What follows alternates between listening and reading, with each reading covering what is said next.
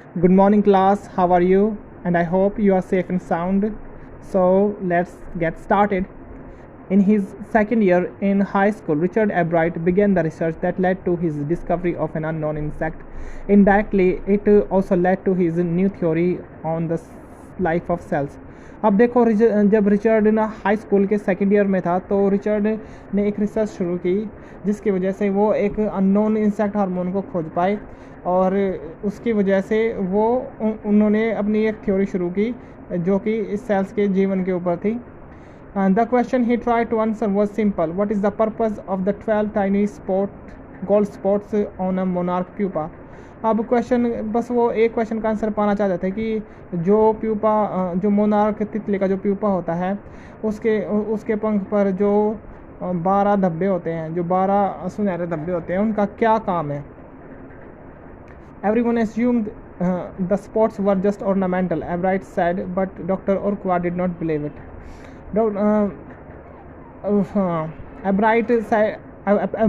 Albright ने कहा कि सब ने ये सोचा कि जो वो धब्बे हैं ना वो सिर्फ मतलब सजावटी है, सजावट के लिए है, लेकिन डॉक्टर उर्क्वार्ट ने इस बात का विश्वास नहीं किया. To find the answer, Albright and another excellent science student first had to build a device that showed that the spots were producing a hormone necessary for the butterfly's full development.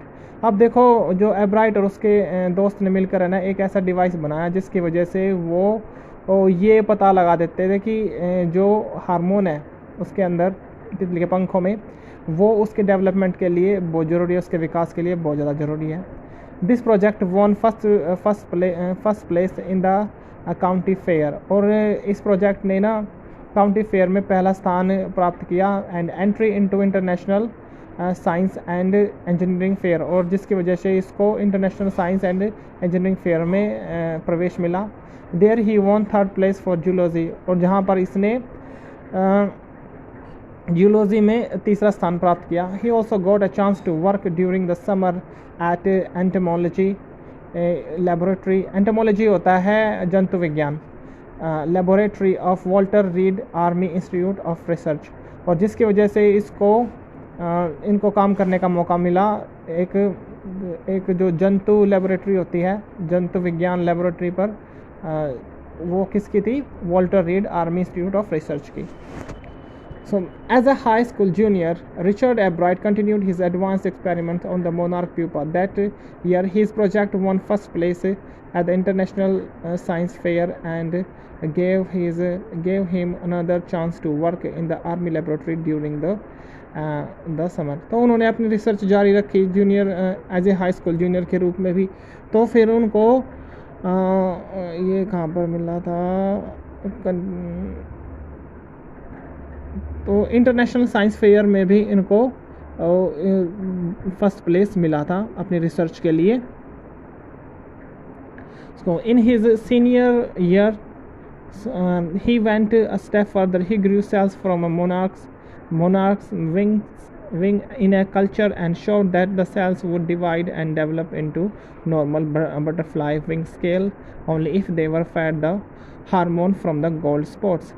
तो फिर इसने आगे फिर ये एक कदम और आगे गए तो उन्होंने सेल बनाए. किससे सेल बनाए? मोनार्क के जो विंग है ना उसमें सेल बनाए. दैट सेल्स वुड, और जो वो सेल्स हैं वो किस में डेवलप हो जाते थे? जो उसके असली पंख होते हैं ना, तितली के जो असली पंख होते हैं वो उसमें डेवलप हो जाते थे.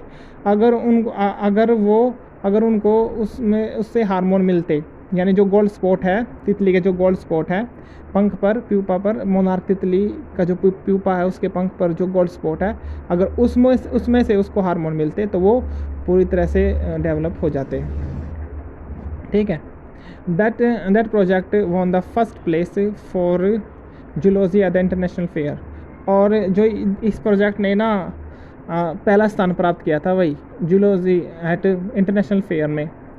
He spent the summer after graduation during further work at Army Laboratory and at Laboratory of US Department of Culture. फिर उसके बाद उन्होंने ग्रेजुएशन के बाद अपना काम कहाँ पर शुरू किया? आर्मी लेबोरेटरी और laboratory of US department of agriculture. The following summer, after his freshman year at Harvard University, Albright went back to the laboratory of Department of Agriculture. फिर दोबारा से वो फिर एब्राइट दोबारा से डिपार्टमेंट ऑफ एग्रीकल्चर चले गए and did more work on hormone, और उन्होंने हार्मोन पर और काम किया from the gold spots during the laboratory sophisticated instruments. Using the laboratory's sophisticated instruments, he was able to identify the hormones chemical structure. अगर वहाँ पर जो लेबोरेटरी थी, वहाँ पर जो सोफिस्टिकेटेड जो इंस्ट्रूमेंट्स थे, उनकी वजह से वो जो हार्मोन का जो केमिकल स्ट्रक्चर है, वो उसको जो उसकी रासायनिक संरचना है उसको पता लगा लेते थे. A year and a half later, during his junior year, Albright got the idea for his new theory about cell life. It came while he was looking at X-ray and photo of the chemical structure of a hormone. When he saw those photos, Albright did not shout "Eureka!" or so even hormones. Even I have got it. But he believed that along with his findings about insects hormones, the photos gave him the answer to one of the biologist's puzzle: how the cell can read the blueprint of its DNA is the substance in the nucleus of a cell that controls heredity, and it determines the form and function of the cell, and then DNA is the blueprint of life. तो इन्होंने उस laboratory में क्या पता लगाया कि जो DNA है वो जीवन का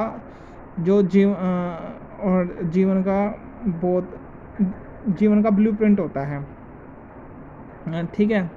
तो जो और सेल्स का DNA में बहुत महत्व होता है, बहुत बड़ा स्थान होता है.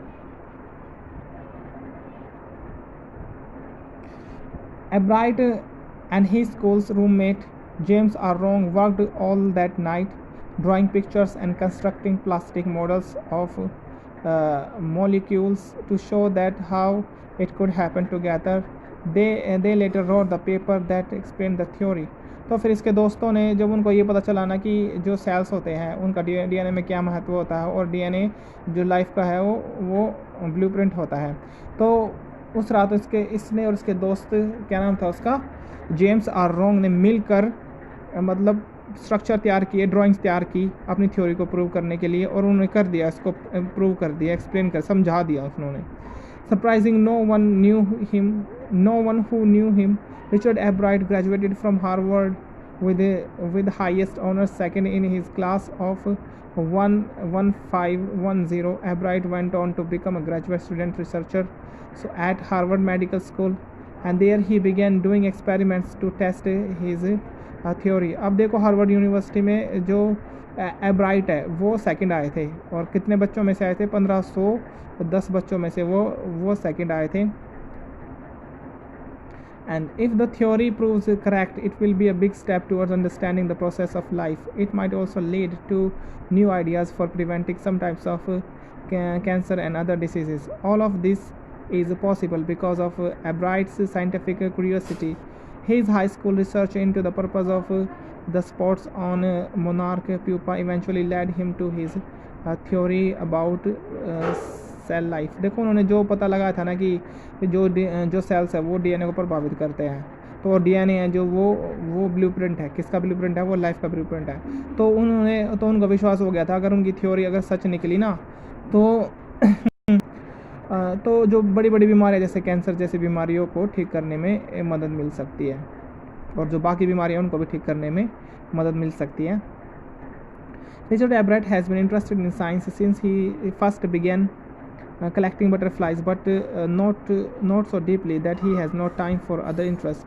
Albright also became a champion debater and public speaker, and a good canoeist and all-around outdoor person.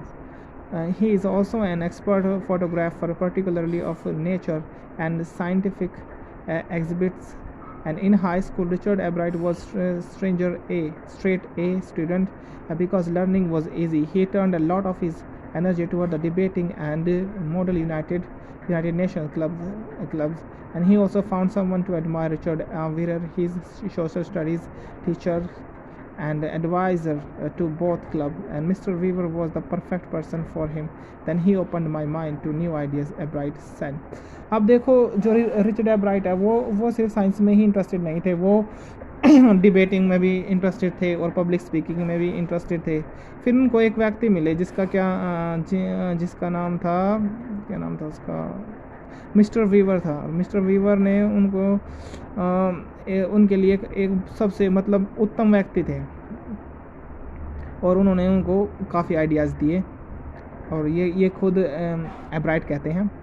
Richard would always give that extra effort, Mr. Weaver said, and what pleased me was here was his person who put in 3 or 4 hours at night doing debate research, besides doing all of his research and with the butterflies and the other his interest। अब देखो जो Richard एब्राइट है वो रात को 2 या 3 घंटे 3 या 4 घंटे वो डिबेट के लिए देते थे, डिबेट कैसे करें, और वो उसके साथ साथ अपनी जो थ्योरीज़ है, अपने जो साइंस का जो काम है वो साथ में करते रहते थे।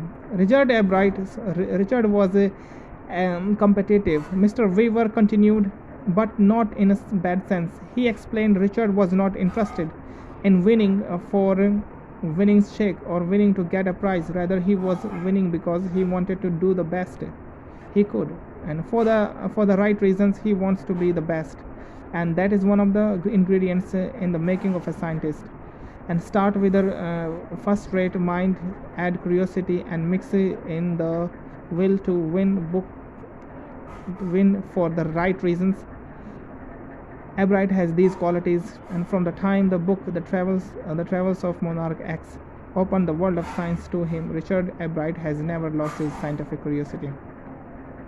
अब देखो जो रिचर्ड एब्राइट है ना वो कॉम्पिटिटिव तो थे, लेकिन वो किसी को हराना नहीं चाहते थे। वो सिर्फ अपने आप से कंपटीशन रखते थे कि भाई वे अपने आप से कि वो अपने आप को बेहतर बनाना चाहते थे, और वो जीतने के लिए नहीं गए थे कि भाई वो सिर्फ कि वो दूसरों को हराना है। दूसरों को हराने के लिए नहीं था उनका पर्पज, साइंस एक वैज्ञानिक बनकर दूसरों को हराना नहीं था। वो तो बस इसलिए कर रहे थे कि वो कैसे मानवता का भला कर सकते हैं अपनी साइंटिफिक रिसर्च से, सिर्फ बस यही है। और ये कहता है कि अगर आप में टैलेंट है तो आप भी कर सकते हो, ठीक है। लेकिन वही बात है कि आप अगर करना चाहो तो, अगर किसी को नीचा दिखाना चाहते हैं तो वो तो गलत हो जाता है, ठीक है। तो हमें रिचर्ड एब्राइट से सीख लेनी चाहिए कि हमें सिर्फ कंपटीशन अपने आप से रखना चाहिए, नहीं कि दूसरे से, क्योंकि बेटा पाने का काम तो पानी करेगा, ठीक है। Thank you so much.